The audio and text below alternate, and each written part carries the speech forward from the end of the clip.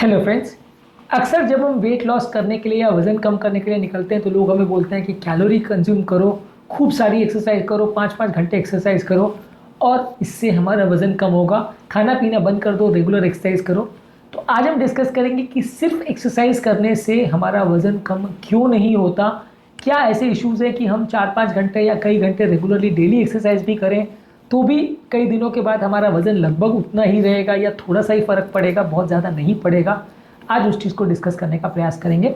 Topic पर जाने से पहले जो लोग हमारे चैनल पर नए हैं उन्हें रिक्वेस्ट करूँगा कि चैनल को सब्सक्राइब करें, वीडियोस को लाइक करें, फॉलो करें, कमेंट करें और पॉसिबल तो शेयर भी करें।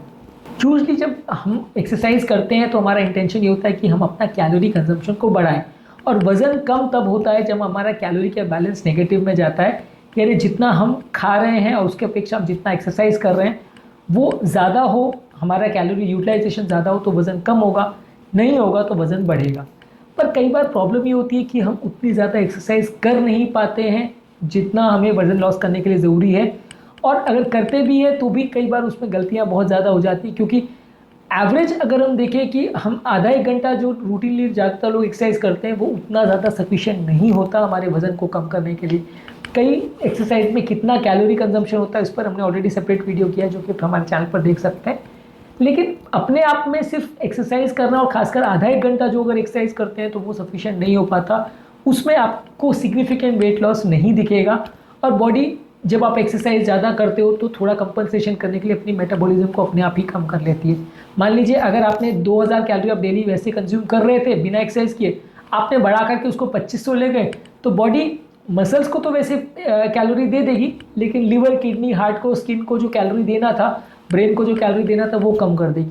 तो उसके कारण होगा ये कि एक्सरसाइज करने के बाद आपको बहुत ज़्यादा भूख लगेगी, आपका बॉडी दिन भर कमज़ोर महसूस करेंगे, ज़्यादा सुस्ती महसूस करेंगे, कॉन्सेंट्रेट नहीं कर पाएंगे, काम नहीं कर पाएंगे, लेकिन वज़न कम नहीं होगा क्योंकि आपका जो 500 कैलोरी आपने बढ़ाया था बॉडी ने वो 500 कैलोरी कम कर लिया, तो आपका वज़न उतने का उतना ही रह गया। और आप 2 महीने, 4 महीने, 6 महीने तक एक्सरसाइज करते रहोगे लेकिन आपका वज़न कम नहीं होगा क्योंकि बॉडी अपने आप को ही एडजस्ट कर लेती है।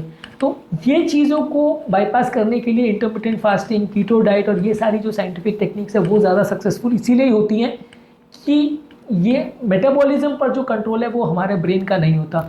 हम अपनी बॉडी को, अपने लिवर, किडनी को नहीं बोल सकते कि आप इतने कैलोरी खाओ, स्किन को इतना कैलोरी कंज्यूम करो, बॉडी को इतना कैलोरी कंज्यूम करो, हार्ट को इतना करो, ब्रेन को इतना करो।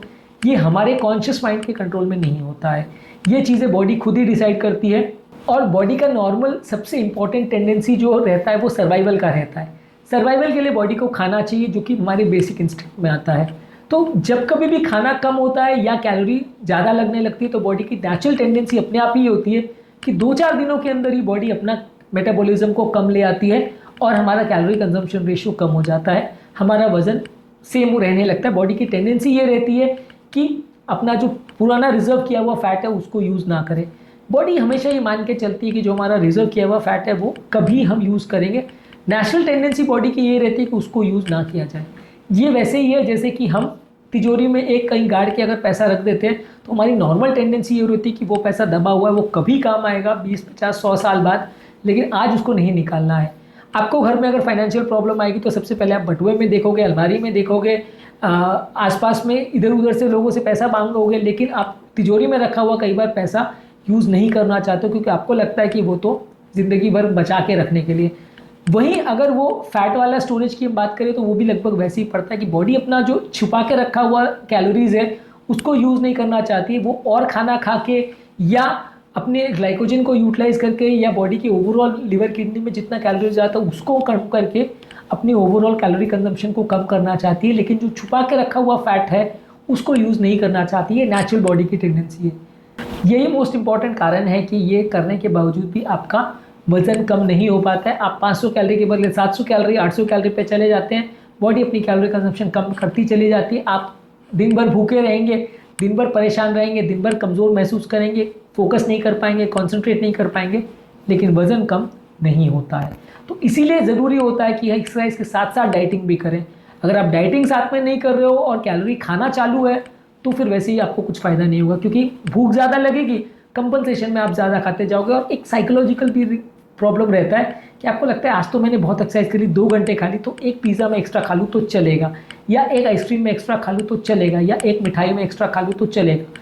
तो ये कंपनसेशन भी एक साइकोलॉजिकल लेवल पे चलते रहता है। हम मानते रहते हैं कि हम आज क्योंकि एक्सरसाइज ज़्यादा किए हैं तो एक्स्ट्रा खाना अलाउ कर सकते हैं खुद को, तो हम खुद को चीट करना अलाउ करते हैं। हम खाने के टाइम पर भी अगर 2 रोटी हम खाते हैं रूटीनली, तो हम 2 के बदले 3 खाते हैं, 4 खाते हैं, तो हमारा खाना कंजम्पशन उसी टाइम पे बढ़ जाता है। तो भले आपकी मसल टिश्यू भले बढ़ जाए, लेकिन आपका वजन जो आप कम करना चाह रहे थे तो वो कम उतना नहीं हो पाएगा। हाँ, ये है कि आपका बॉडी में मसल का प्रोपोर्शन भले बढ़ सकता है। आप अगर हेल्दी खाना खा रहे हो, बहुत ज़्यादा ऑयली जंक फूड नहीं खा रहे हो, तो हो सकता है कि आपका फैट कम हो जाए, मसल बढ़ जाए, लेकिन ज़्यादातर केस में वज़न कम यूजली नहीं हो पाता। इनफैक्ट वज़न बढ़ने भी लगता है जब आपका मसल टिश्यू बढ़ने लगता है। तो वज़न को प्रॉपरली कम करने के लिए आपको उस पर डाइट पर भी प्रॉपर ध्यान देना पड़ेगा और कैलोरी ओवर कंज्यूम नहीं करनी है। भूख क्योंकि इस टाइम पे ज़्यादा लगती है और हमारी नेचुरल टेंडेंसी हो जाती है कि हम ज़्यादा खाने लगते हैं। इसके अलावा कई बार लोग कंपनसेटरी रेस्ट भी करने लग जाते हैं। मान लीजिए हम 2 घंटे एक्सरसाइज करके आए, तो उसके बाद हमको लगता है यार आज बहुत एक्सरसाइज होगी, आज हम जो रूटीन घर पे काम वाम करते हैं वो नहीं करेंगे, मैं तो सीधा ऑफिस जा रहा हूँ। रात के टाइम भी आपको लगता है यार सुबह से 2 घंटे को एक्सरसाइज करते हैं, आज मैं ज़्यादा सो लेता हूँ। तो वो कंपनसेटरी रेस्ट को हम कई बार काउंट नहीं करते, जो हमारी मेटाबॉलिज्म को वापस कम कर देता है। ज़्यादा एक्सरसाइज करने के बदले हम ज़्यादा खाना भी खुद को अलाउ कर देते हैं, ज़्यादा रेस्ट भी अलाउ कर देते हैं।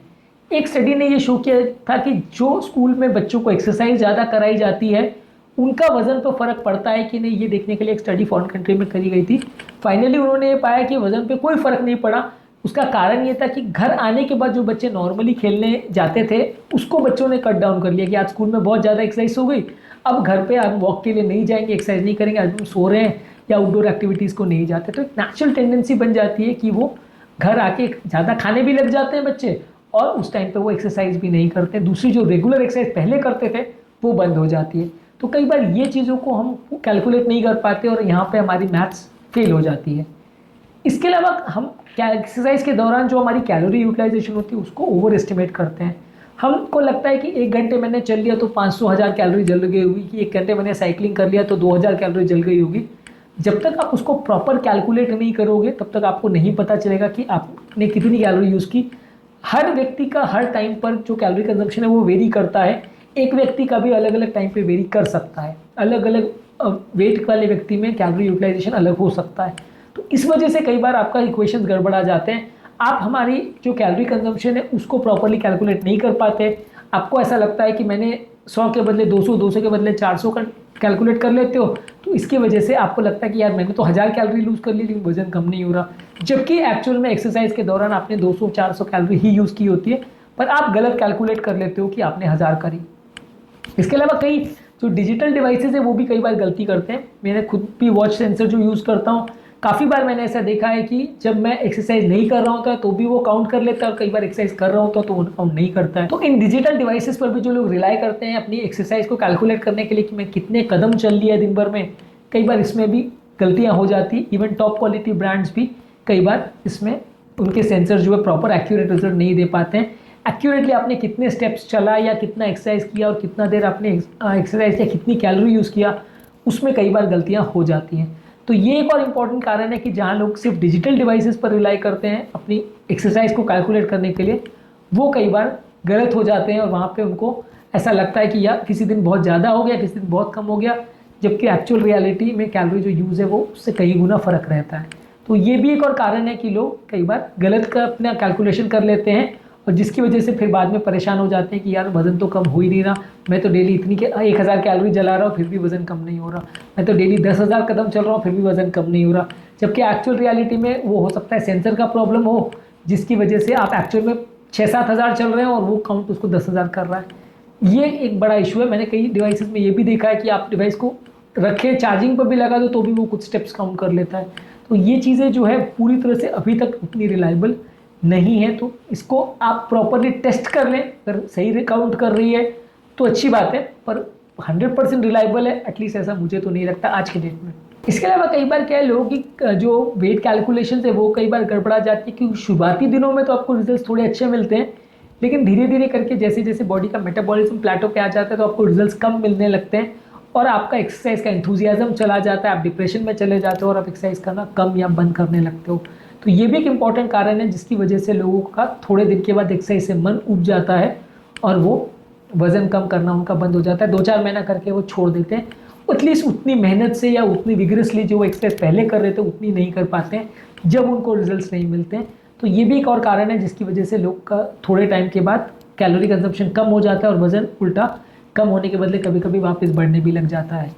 इसके अलावा कुछ बीमारियों की वजह से भी हो सकता है, कुछ मेडिकल कंडीशंस है, डायबिटीज़ है, हार्मोनल प्रॉब्लम्स है, थायराइड प्रॉब्लम्स है, कॉर्टिसोल के प्रॉब्लम्स है।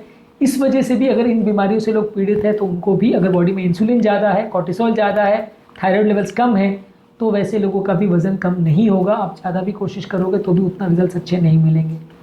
एक और प्रॉब्लम ये है कि कई बार बहुत ज़्यादा एक्सरसाइज करने के बाद हो जाती है थोड़े दिन में इंजरी होने के बाद आपका एक्टिविटी लेवल कम हो जाता है और आप कई दिनों के रेस्ट पर चले जाते हो तो वज़न वापस बढ़ने लग जाता है, क्योंकि बॉडी ने जो मेटाबॉलिज्म एडजस्ट किया था वो वापस बढ़ने में टाइम लगता है, कम जल्दी हो जाता है, बढ़ने में टाइम लगता है, तो इसलिए आपका वज़न फिर वापस बढ़ने लग जाता है। इनफैक्ट जल्दी बढ़ने लग जाता है पहले के कंपैरिजन में।